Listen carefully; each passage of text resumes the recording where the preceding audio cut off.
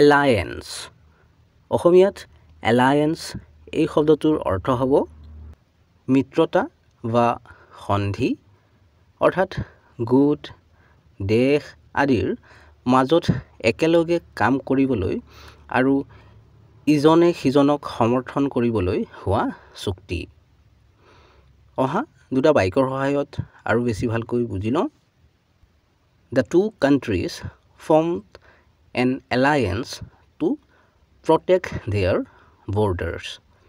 দুয়োখন দেশে নিজৰ সীমা ৰক্ষাৰ বাবে মিত্ৰতা কৰিছিল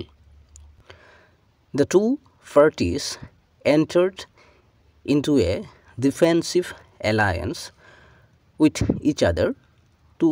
win the election. নিৰ্বাচনত জয়ী হ'বলৈ দুয়োটা দলে ইজনে সিজনৰ লগত প্ৰতিৰক্ষামূলক মিত্ৰতাত লিপ্ত হয় চেনেলটো